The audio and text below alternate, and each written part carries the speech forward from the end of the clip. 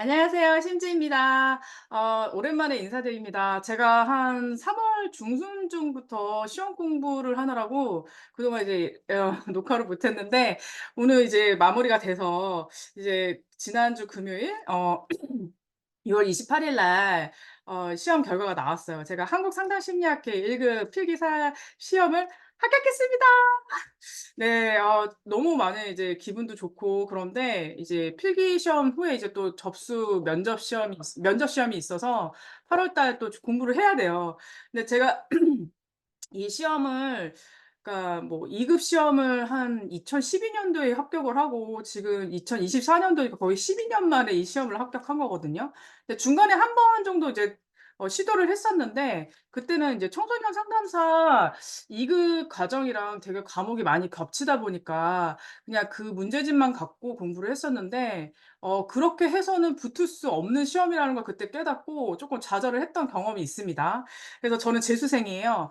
근데 그렇게 말을 해도 지금 부끄럽지 않은 게 이 시험이 굉장히 어려워서 평균이 60 점을 넘기기가 어려운 시험이에요. 그러니까 정말 죽어라 이 정도 공부했으면 평균 한 90은 나와야 되는 정도인데 이 시험은 그렇지 않습니다. 정말 만만치 않고 그 전체 7 과목인데 실제로는 이제 볼 때는 5 과목으로 취급을 해서 뭐 집단 가족은 한 과목으로 이제 취급을 하고 뭐 성격 이상 심리는 한 과목으로 해서 각각 12 문제 13 문제 뭐 요런 정도로 포션이 나오는데도 전 과목을 다 공부를 해야 돼요. 그리고 통계도 공부해야 되고 심리 검사도 그렇고 뭐 이론은 당연한 거고 뭐 이런 것들 근데 이제 이런 것들 자세히 이제 공부를 하려면 시간이 있어야 되는데 제가 마치 이번 학기는 쪼끔 이제 시간적 여유가 생겨서 좀 더 집중할 수 있었던 것 같아요.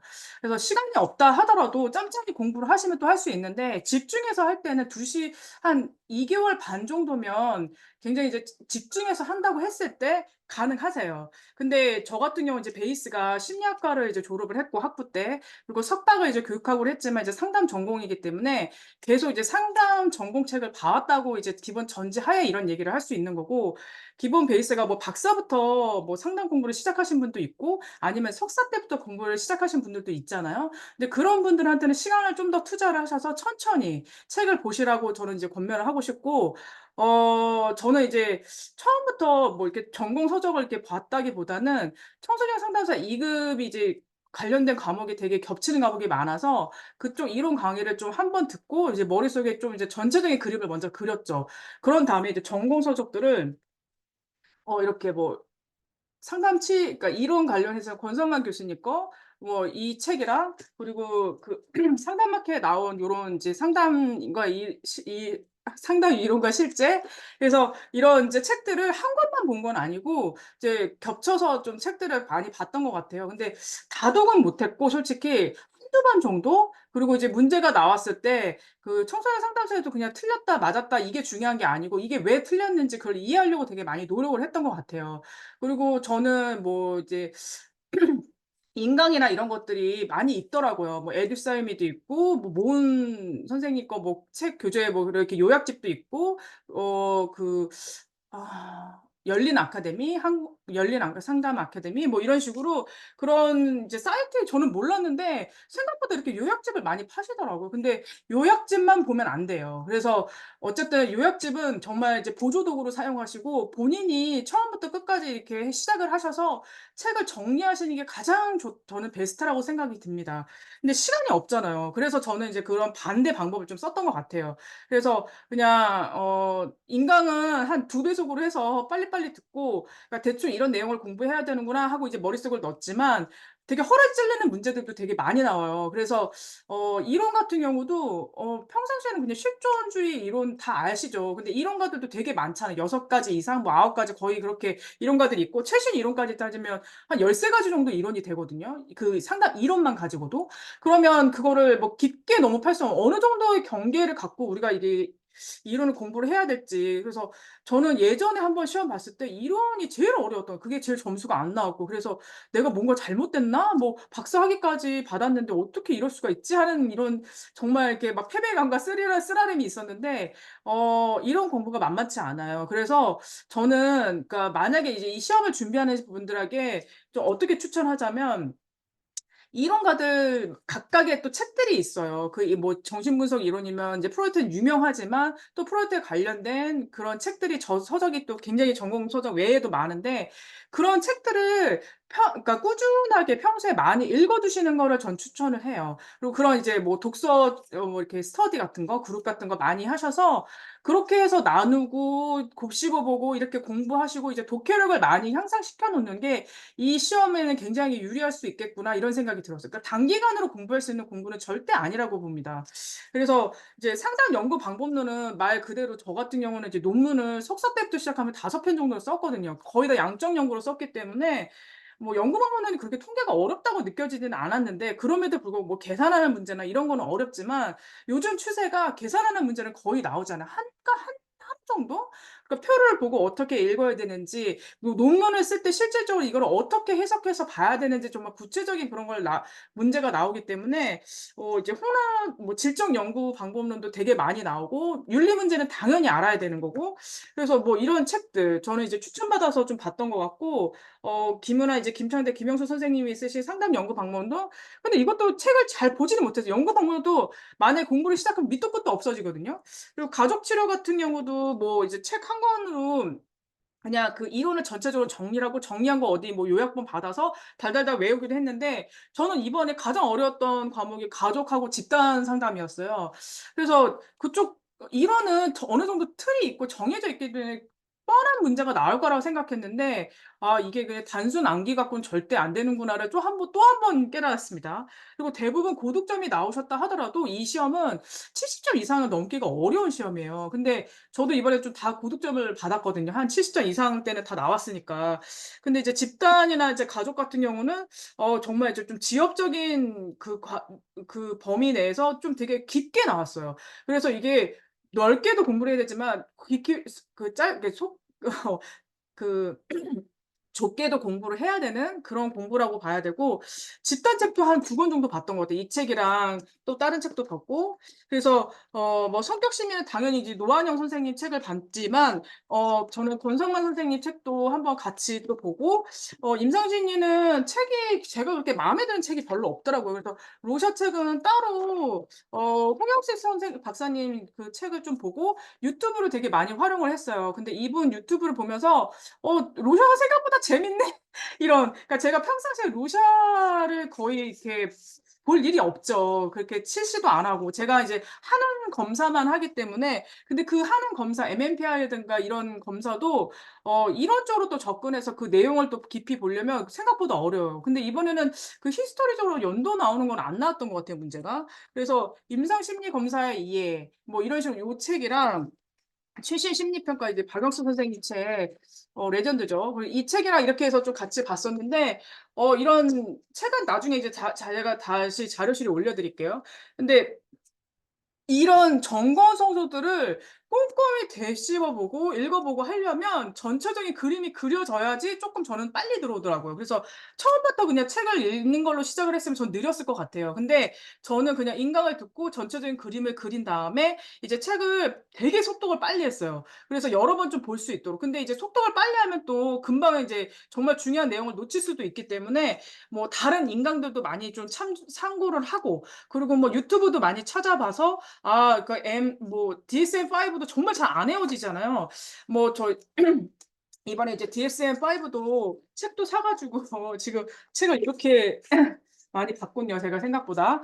그래서 이런 이제 정신질환 및 뭐 통계 편람 이제 DSM-5 TR 버전도 나왔는데 근데 솔직히 이것도 못 봤어요. 그러니까 못 본 책도 많아요. 사 놓고서 못 봤는데 어차피 이제 전문가기 때문에 책은 필요하고 계속 봐야 되는 상황이라서 저는 책 구매하는 데는 돈을 아끼지 않았습니다. 그래서 하나씩 하나씩 뭐 이렇게 꼼꼼히 본다기보다는 저는 이제 전체적인 청강에서 이론을 좀 이렇게 흡수한 다음에 '아 맞아. 이런 내용이 있었지.' 그리고 제가 이제 졸업한 지가 좀 됐잖아요. 거의 박사 수료한 게 2016 년도였으니까 벌써 7 년이 뭐예요. 한 8년 차가 이제 지나가니까 이제 가물가물해지지만 제가 이제 지난해에 청소년 상담사 1급 시험 준비를 하면서 쪼끔 이제 그런 이제 암기하는 거 뭐 앉아서 공부하는 이런 습관들을 쪼끔 좀 들였던 것 같아요. 미리 길들이고 그리고 이제 그때 다 합격을 했었죠. 그리고 이제 지난 학기까지 이제 청소년 심리라든가 뭐 성격 심리 뭐 이런 과목들을 제가 이제 강의를 나갔었어요. 그래서 강의를 하면서 어쨌든 인제 다시 복기가 되는 거죠. 아 이런 식으로 하나씩 하나씩 쪼끔씩 '아 맞아. 이렇게 했어야지.' 근데 이렇게 강의를 하더라도 또 시험 준비하는 거는 쪼끔 다른 결의 문제더라고요. 그래서 저는 만약에 시간이 걸리더라도 좀 만약에 넉넉하게 시기를 좀 준비하시는 분들한테는 그러니까 본인이 뭐 자신 있는 과목에 '나는 심리 검사가 있어.' 뭐 이런 과목들이 좀 어려운 과목들인데 심리 검사, 뭐 성격 심리, 이상 심리, 뭐 통계, 방법론 요 과목만 잘 컨트롤하면 저는 다 무조건 합격할 수 있다고 생각하거든요. 근데 물론 이제 이론은 기본이에요. 근데 기본이지만 어렵다. 그리고 요즘은 최신 이론도 많이 나오지만 이번에는 그렇게 최신 이론이 많이 나오진 않아요. 액트 정도는 나왔던 것 같고.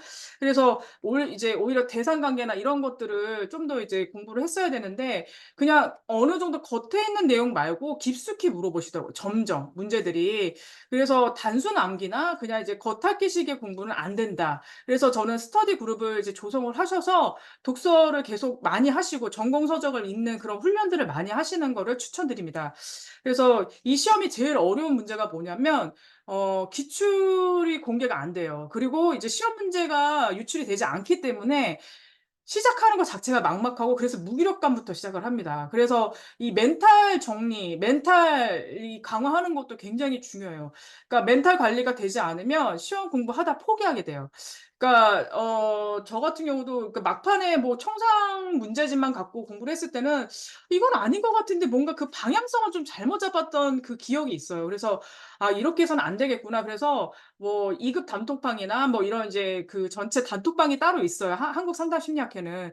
그러면 거기 뭐 올라오시는 인강 사이트들도 많이 올라오더라고요. 그래서 교재들도 파시고 뭐 하시기 때문에 인터넷으로는 저는 이제 그 로샤는 홍영식 교수님 홍영식 그 로샤 뭐 이렇게 쳐 보면 DSM-5도 나오고 뭐 이런 식으로 그냥 요즘은 정보가 또 넘쳐나기 때문에 좋은 정보를 잘 찾아내는 것도 본인의 능력인 것 같아요.